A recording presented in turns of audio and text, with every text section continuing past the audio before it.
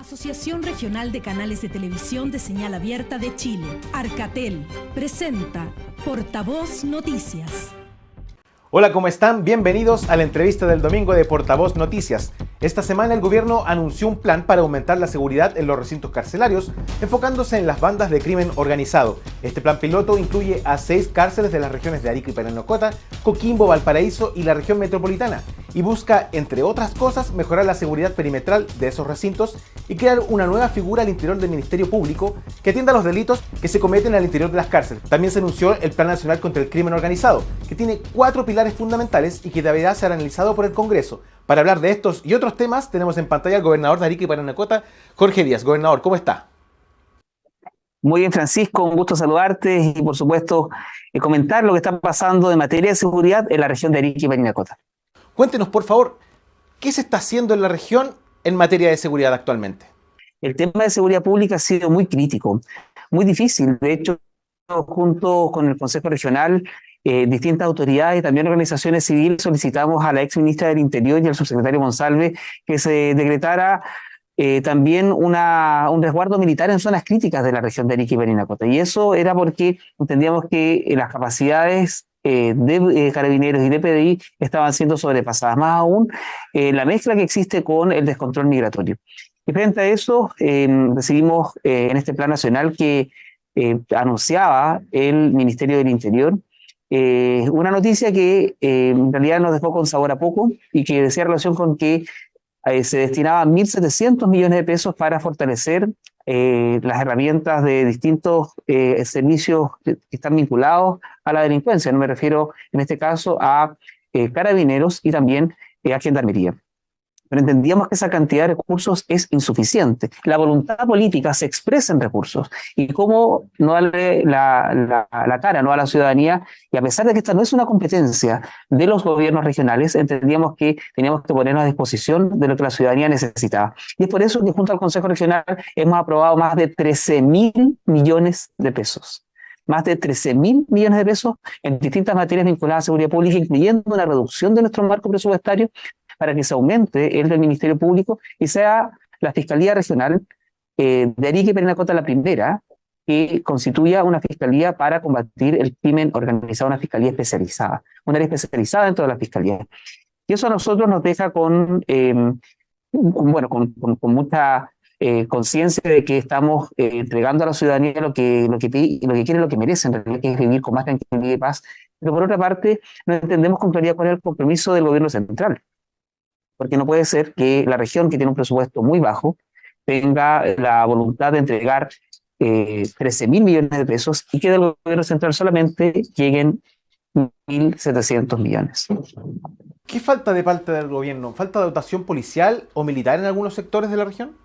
Yo creo que son varios los factores, ¿no? Por una parte, la ciudadanía pide una mayor dotación, pero por otra parte que frente a hechos graves que han existido, exista resguardo militar en ciertos lugares. Hay un sector específico que es el Cerro Chuño y otras tomas irregulares que están proliferando en la región, que están proliferando en la comuna de Arica, y se requiere con mucha celeridad e inmediatez por parte del gobierno central que se tomen las medidas frente a estos procesos. Pero también creo que es bueno explicar en qué consiste nuestro plan regional que va a reducir la brecha y que combate el crimen organizado.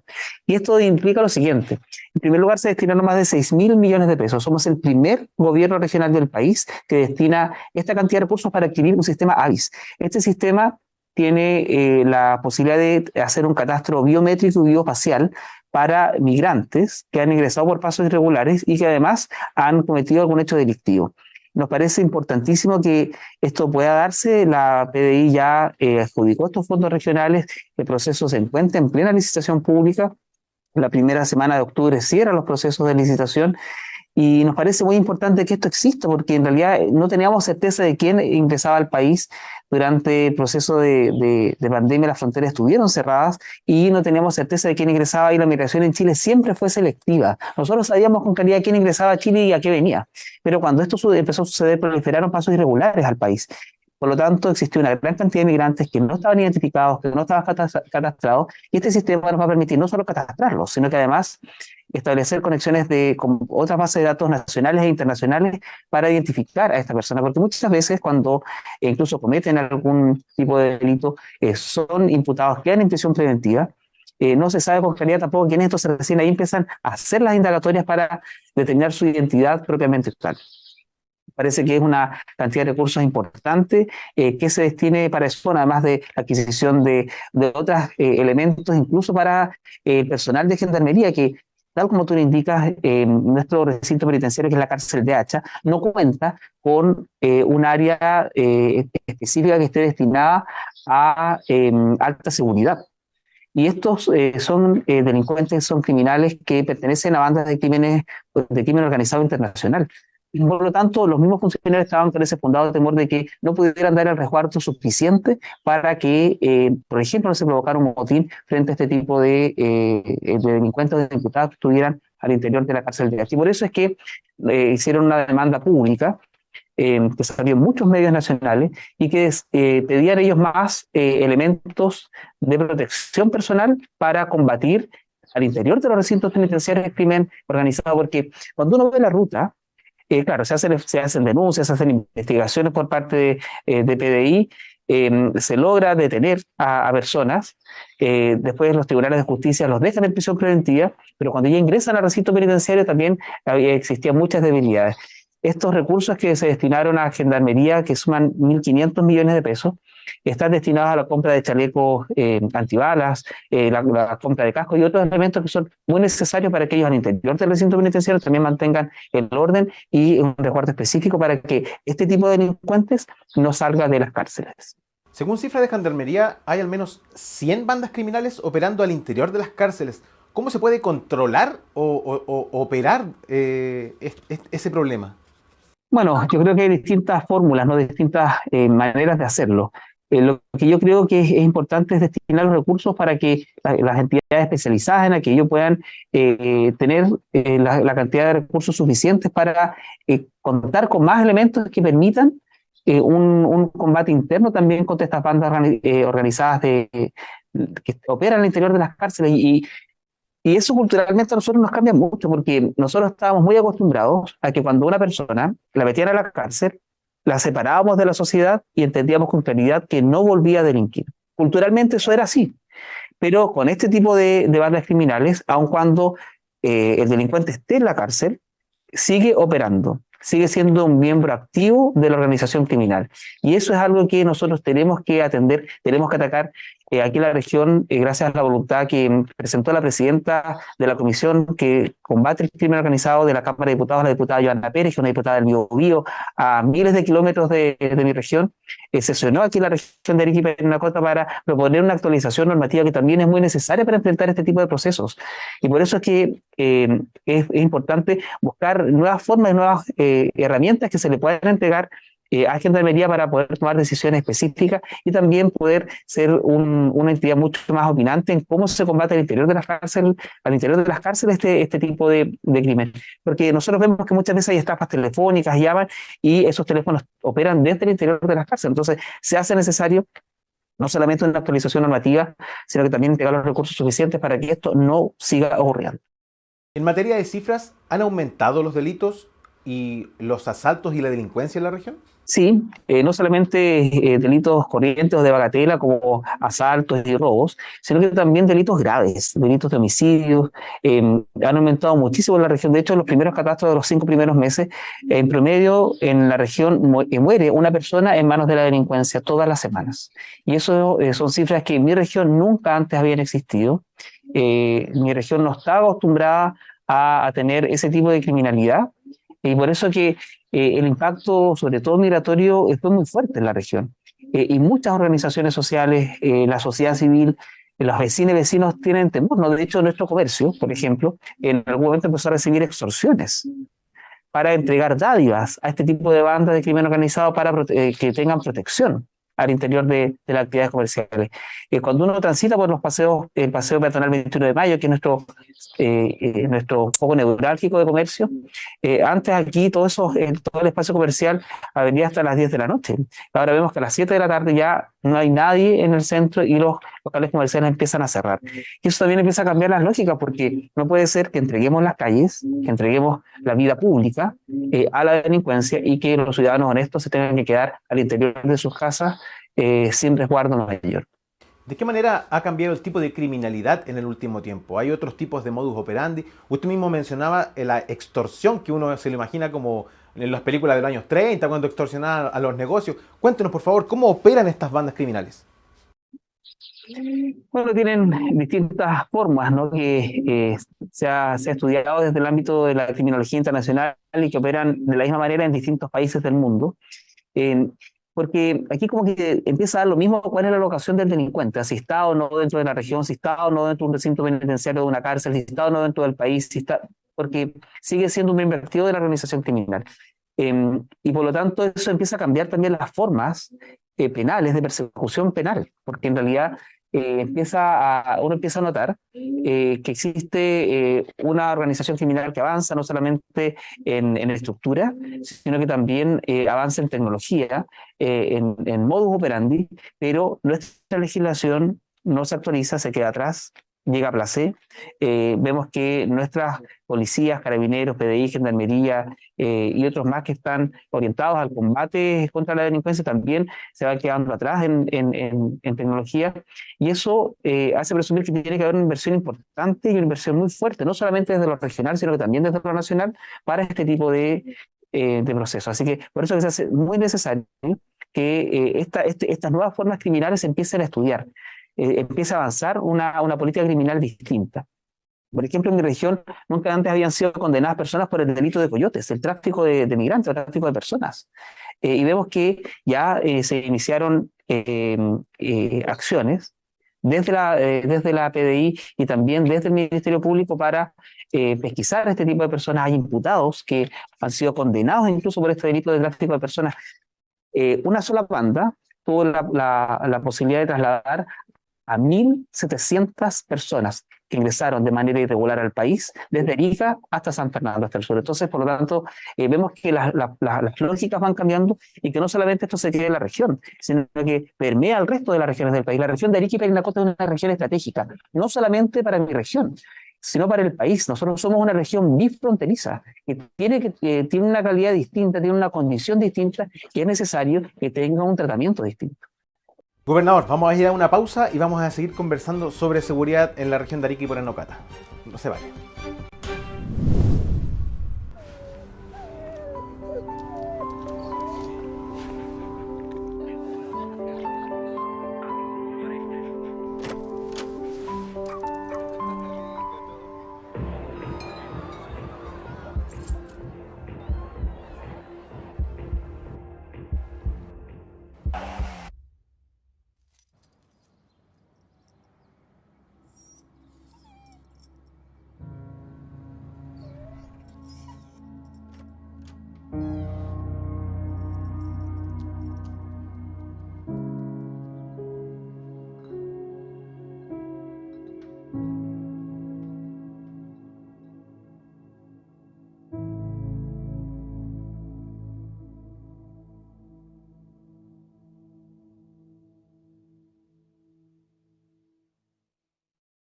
La Teletón. ¿Nos hace bien? ¡A todos! Nos hace bien saber la perseverancia que cientos de niños y niñas y de sus familias ponen todos los días para lograr sus metas. Nos hace bien celebrar y aplaudir la inclusión. Saber que muchas organizaciones y comunidades se reúnen.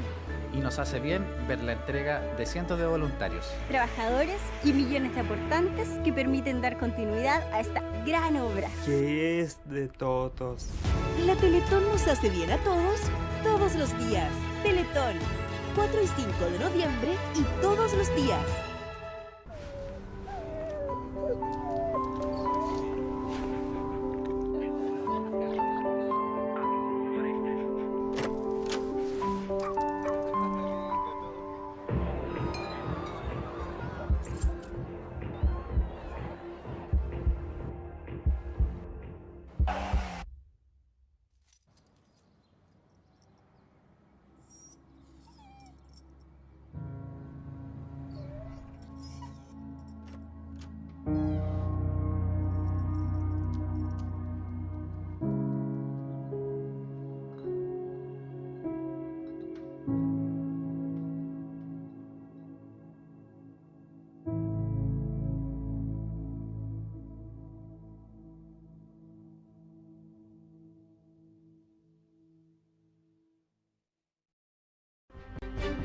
Ya estamos de regreso con la entrevista del domingo de Portavoz Noticias. Estamos conversando con el gobernador de Arica y Parinacota, Jorge Díaz.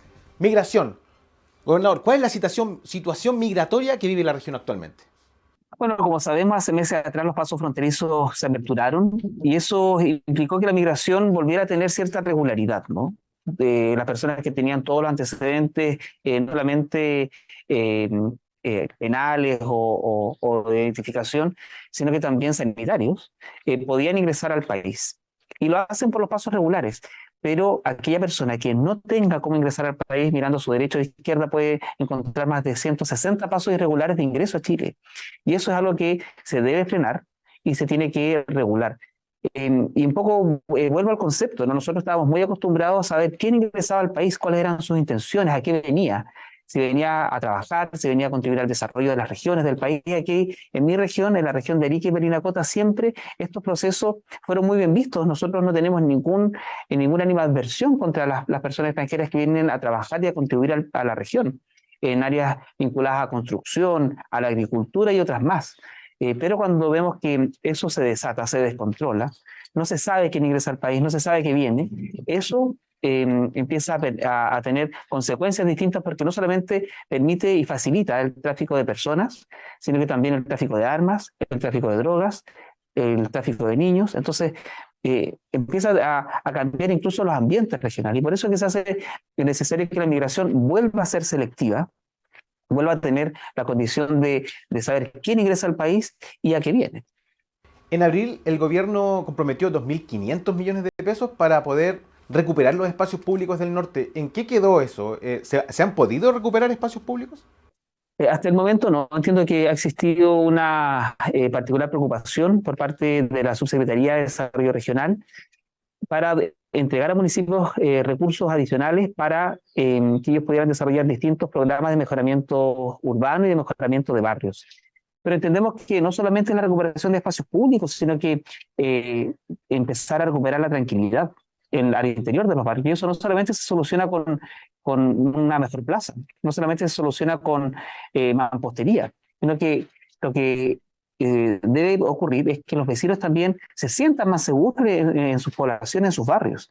Y la única manera de que eso suceda también es pidiéndole a ellos que nos colaboren en este proceso. Y por eso que junto al Consejo Regional hemos aprobado ya 827 millones de pesos para que las mismas organizaciones sociales puedan buscar las alternativas de cómo mejoran su entorno, ya sea a través del mejoramiento de espacios públicos o la recuperación de los mismos, la incorporación de cámaras de televigilancia, de alarmas comunitarias, de más iluminación en los barrios y prevenir también con la unión de los vecinos el crimen y el combate a la delincuencia. Entonces, por eso es que se hace muy necesario que nos empecemos a articular, que empecemos a creer en lo que estamos haciendo y que traslademos esa responsabilidad también no solamente a las instituciones que corresponden, sino que también a que los vecinos entiendan quién está al lado, quiénes son todos los vecinos de su sector, porque es la única manera de que organizados también puedan contribuir al combate a la delincuencia. ¿Se tiene una aproximación de cuántas personas migrantes ingresan a diario a la región? Lo que pasa es que actualmente no existe un catastro real de cuántas personas ingresan por pasos irregulares al país. Lo que existe es la cantidad de autodenuncias que se reciben en la Policía de Investigaciones Regional, en la Prefectura de Arica y Parinacota. Pero esa cantidad es una cantidad que no tiene datos específicos respecto de otros rangos etarios. Por ejemplo, no dejan que se autodenuncien personas menores de 18 años. Y por lo tanto, eso hace pensar que no solamente hay una cifra negra vinculada a aquellas personas que ingresan por pasos irregulares y no se denuncian, sino que aquellas que ingresan por pasos irregulares y no pueden denunciarse porque son menores de edad. Y eso también es muy complejo porque se pierden datos importantes como lo es la afiliación, ¿no? Ese niño o niña que ingresa, niño, niña o adolescente que ingresa al país, no está vinculado a un padre o madre que lo traslada, sino que se sabe que viene con un adulto, pero no se sabe si ese adulto es padre o madre de aquel menor. Y eso ha sido muy complejo, porque lo que se requiere es que también estos procesos de filiación sean más claros y tengan un procedimiento específico. Y ahí también la legislación está al debe, porque en definitiva eso podría permitir y fortalecer un tráfico de niños que yo creo que sería fatal en este proceso, en esta ola migratoria, porque junto a esta ola migratoria no solamente ingresan personas que quieren buscar un mejor futuro en el país, sino que también ingresan niños, niñas, adolescentes. En el medio de la ola migratoria también ingresan delincuentes, entonces por eso es que es muy necesario empezar a catastrar y controlar, pero en realidad nadie hoy día podría asumir una cifra concreta de cuántas personas de manera irregular han ingresado al país.